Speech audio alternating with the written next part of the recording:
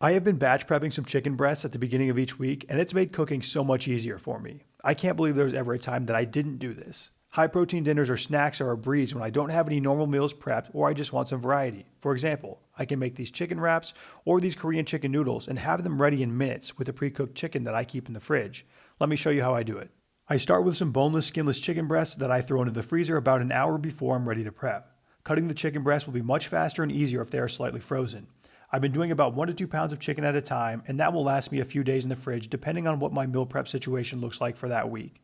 I trim any excess fat, bone fragments, or gristle away from the chicken, and then my goal for cutting it is to try to get as thin of slices as possible.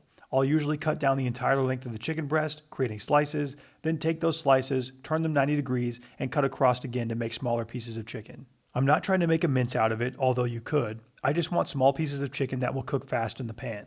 Once it has all been cut, season both sides with salt and pepper. You can add any other seasonings you'd like, but I try to keep it fairly blank so that I can include this chicken in whatever meal I'm wanting to make during the week. One other thing that I think is a nice addition is a bit of MSG.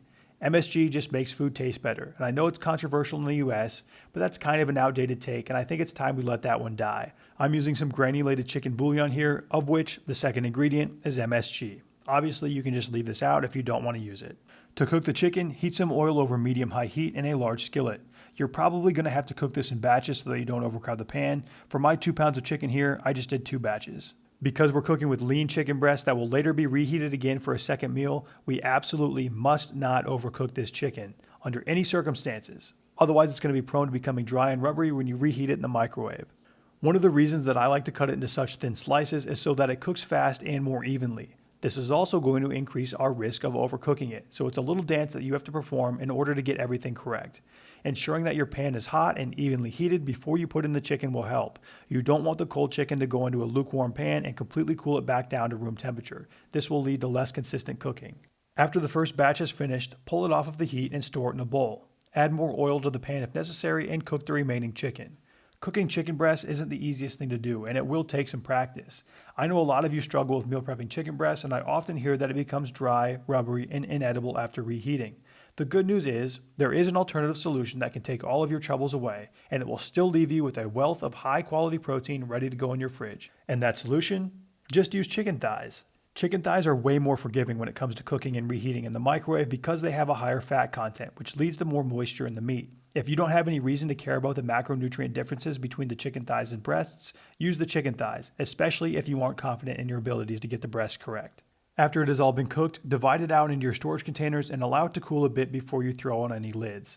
This chicken is now ready to be made into whatever your heart desires. Noodles, nachos, tacos, stir fries, rice bowls, or just eat it plain. This chicken should last in your fridge for up to 5 days. Freezing it is always an option as well, but I would strongly recommend cooling it uncovered in your fridge first if you decide to go with the freezer route. If you put it into the freezer covered before it has completely cooled, you are asking for ice crystals to form on every piece of that chicken, and that is no bueno.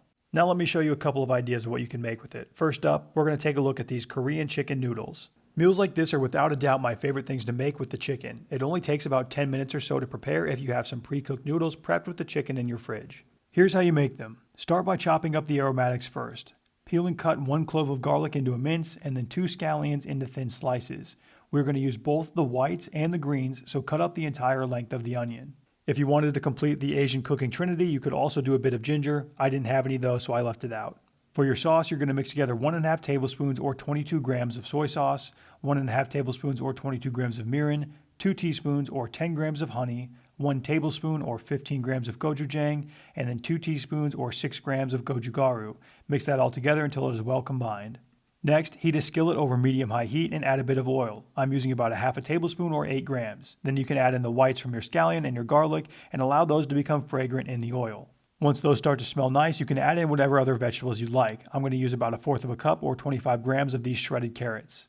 Once the carrots have had a short time to soften up, you can pour over your sauce and allow it to boil and thicken. This part will go fast, so make sure you have your chicken and your noodles nearby and ready to add. Add in 5 ounces or 142 grams of that cooked chicken that you have batch prepped in your fridge and stir it around to make sure that it is completely coated in the sauce. Once you've got complete coverage, you can add in your noodles. We're going to use 3/4 of a cup or about 112 grams of the cooked noodle of your choice. Now you can use really anything here. Spaghetti noodles, lo mein noodles, soba noodles, whatever you have will work fine. When you're prepping your chicken at the beginning of the week, you can throw a pot of water on and make some noodles to keep in your fridge as well. Sprinkle some sesame seeds and those scallions over the top to make it look nice, and we are done and ready to eat. This entire dish has about 640 calories and 53 grams of protein. Cutting up the garlic and scallion will only take a couple of minutes, and once you get them going in the pan, this one comes together in a flash. With the prep chicken and noodles already cooked in the fridge, you can have this one go from just a thought in your head to on a plate in only 10 minutes. Now let's take a look at an even faster option, one that's great for a quick lunch, a chicken and lettuce wrap. Take one 10-inch tortilla and lay it down on a plate, spread over 1 tablespoon or 14 grams of mayo, and then add about 1 teaspoon or 5 grams of the hot sauce of your choice.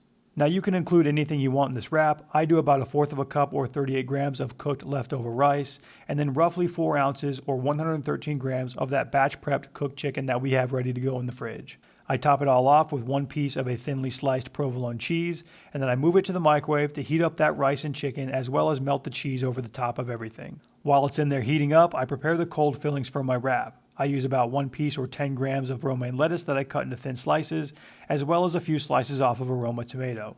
Once the cheese is melted, finish the construction of your wrap by piling on the lettuce and tomato slices. Season them each lightly with a bit of salt and pepper for added flavor. One other thing I like to add if I had it in my fridge is pickled onions, as well as a light drizzle of the pickling liquid for a nice vinegary touch. This wrap has about 545 calories and 44 grams of protein. If you are someone who struggles with hitting your protein targets each day, then you should give this batch prepping strategy a try. It really does make protein intake easier. Reducing the friction around eating for your goals is the most important factor to success in my opinion. Having to take out a cutting board, chop up some raw meat, then cook it, and clean is kind of a lot. You aren't going to want to do that every day after work or when you get home from the gym at 7 p.m. Make it easier on yourself by batch prepping it at the beginning of the week. Then it only takes 1 cooking and 1 cleaning session instead of a nightly one. It's something that I've been doing for a couple of months now, and I find it to be incredibly convenient. It's not meant to serve as my food for every meal, just a little something extra for when I want some variety in my usual meal prep routine. If you're looking to get more protein in your diet, try it out. It's at least worth a shot. See you next week.